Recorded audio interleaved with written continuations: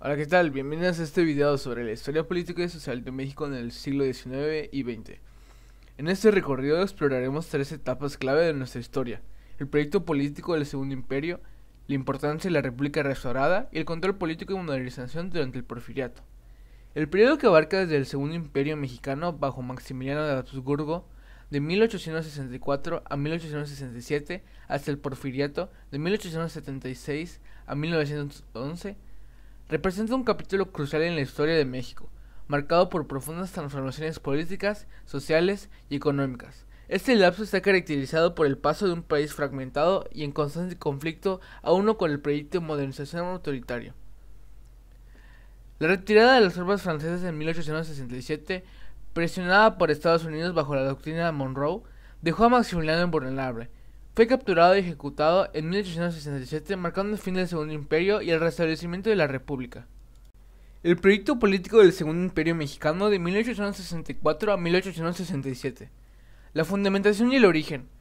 Los conservadores mexicanos derrotados tras la Guerra de Reforma invirtieron a Maximiliano para restaurar el orden monárquico, creyendo que esto caracterizaría estabilidad política y una alianza con la Iglesia Católica.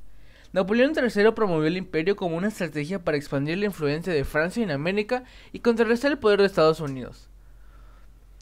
Maximiliano propuso una monarquía con una constitución que garantizaría derechos y libertades, equilibrando los intereses de conservadores y liberales. Se buscaba un estado fuerte que pacificara el país y unificara sus regiones bajo un mando central. Promulgó leyes laborales para proteger a los campesinos y trabajadores, abolió los castigos corporales y defendió el reparto de tierras para mejorar la vida rural. Aunque fue apoyado por la Iglesia, Maximiliano adoptó una postura conciliadora hacia las reformas liberales, como la nacionalización de bienes eclesiásticos. La imposición extranjera generó rechazo entre los sectores republicanos liderados por Benito Juárez. Sus políticas progresistas, como la defensa de las leyes de reforma, alinearon a los mismos conservadores que lo apoyaron inicialmente. El proyecto dependía del apoyo militar y financiero francés, que se retiró en 1866 ante la presión de Estados Unidos y problemas internos en Francia. El regreso de Benito Juárez al poder en 1867 marcó el fin del Segundo Imperio Mexicano y el restablecimiento de la República. Fue un momento crucial en la historia de México, donde se consideraron las ideas liberales tras una década de conflictos internos y externos. Bajo el gobierno de Maximiliano de Habsburgo, México estuvo bajo un régimen monárquico apoyado por Francia, sectores conservadores y parte de la Iglesia. La presencia militar francesa comenzó a debilitarse tras la derrota de Francia en la guerra contra Prusia y la presión internacional liderada por Estados Unidos. Benito Juárez lideró la resistencia liberal desde el norte del país, manteniendo la legitimidad de su gobierno frente a la invasión. En abril de 1867, las fuerzas republicanas, comandadas por el general como Porfirio Díaz y Mariano Escobedo, derrotaron al ejército imperialista. Maximiliano fue capturado en Querétaro y ejecutado el 19 de junio de 1867, marcando el colapso del imperio. Al retomar el poder, Juárez enfrentó el desafío de reconstruir un país devastado por años de guerras internas y la intervención extranjera. Se impulsaron las leyes que separaban a la Iglesia del Estado y promovían la igualdad jurídica. Juárez trabajó en fortalecer las instituciones republicanas y establecer un gobierno centralizado. A pesar de las dificultades económicas, buscó revitalizar el comercio y mejorar la infraestructura.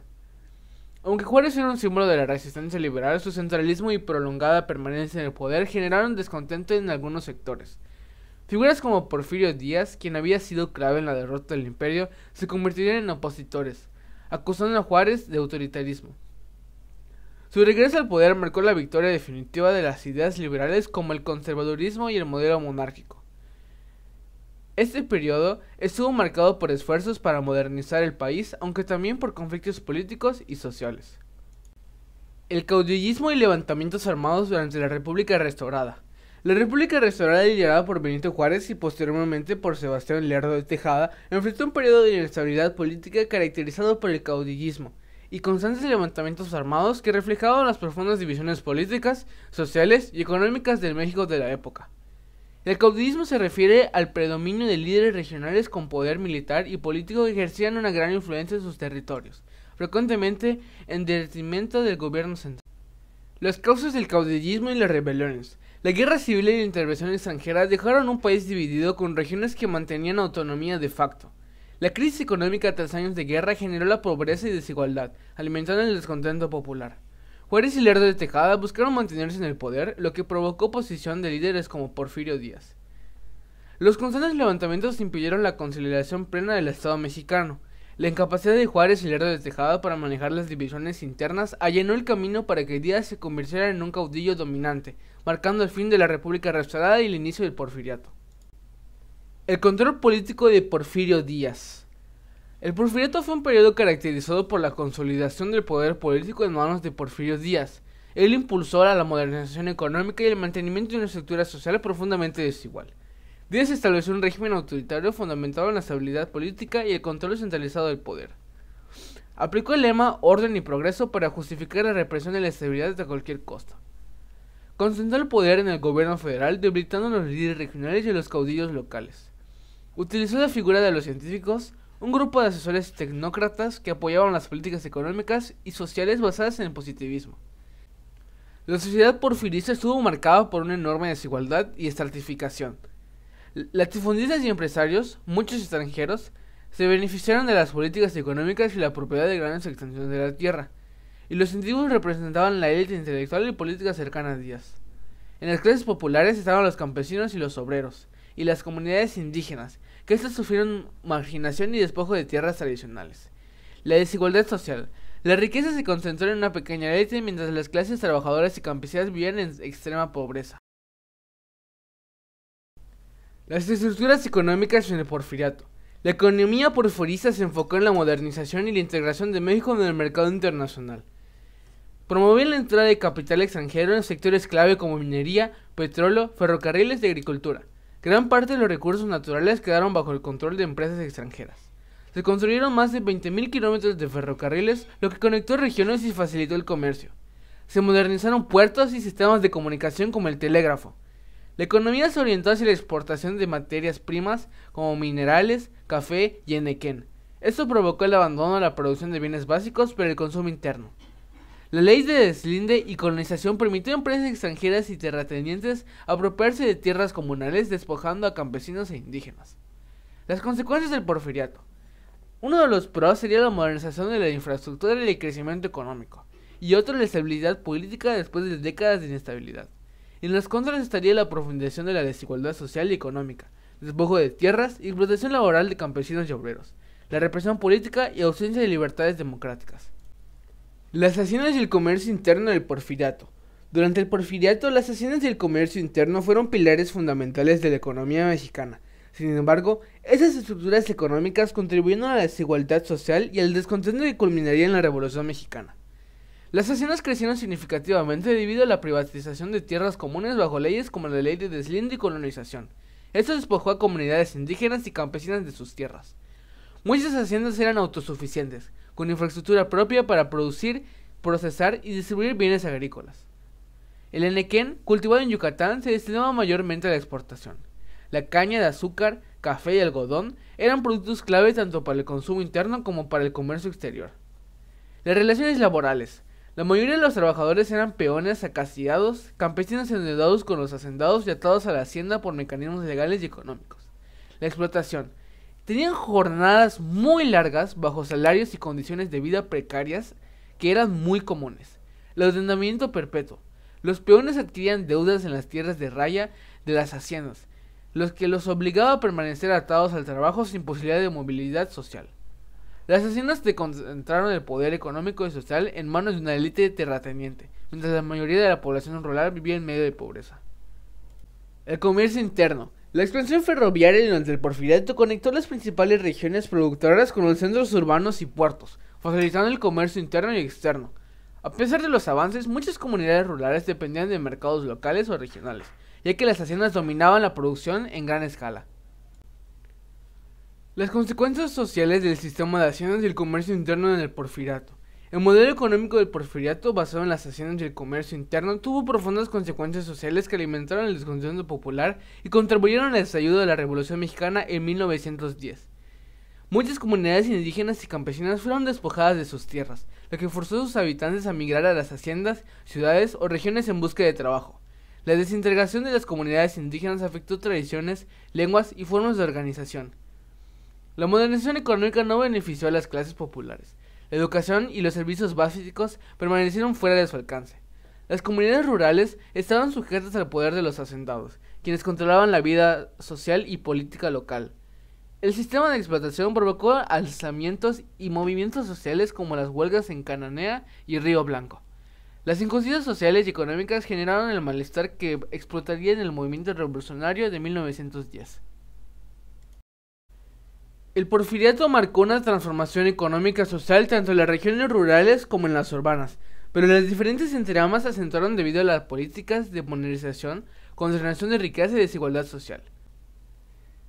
Las tierras comunales de campesinos indígenas fueron privatizadas concentrándose en manos de grandes terratenientes y empresas extranjeras.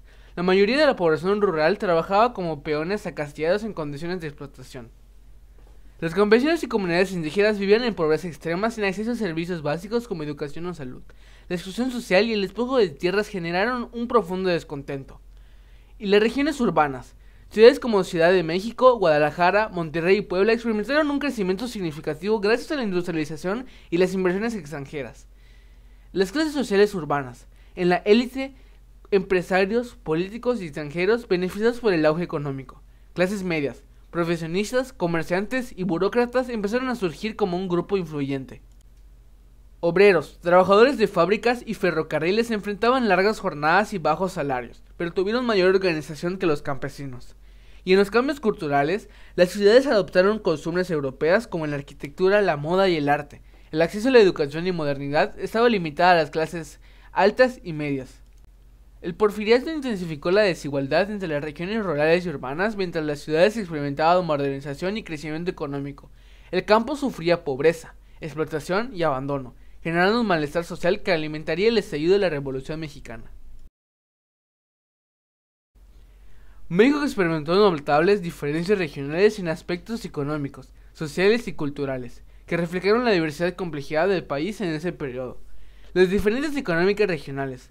Regiones como Sonora y Chihuahua se destacaron por la minería, especialmente la extracción de metales preciosos. Además, la proximidad de Estados Unidos facilitó el comercio y las inversiones extranjeras.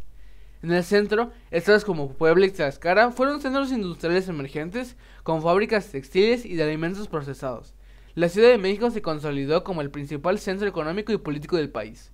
En el sur, estados como Guerrero y Oaxaca mantuvieron una economía agrícola tradicional, con una fuerte presencia de comunidades indígenas y menor desarrollo industrial. La presencia de empresas extranjeras y la minería atrajeron a trabajadores de diversos nortes del país, creando una población más heterogénea y en algunos casos con mejores condiciones laborales. La urbanización y el crecimiento de la clase media en la Ciudad de México contrastaron con las condiciones rurales de los estados circundantes, donde predominaba la pobreza y la falta de servicios básicos. Las comunidades indígenas en el sur enfrentaron mayores niveles de marginación y explotación, con sistemas de trabajo como el peonaje que limitaban su movilidad y derechos.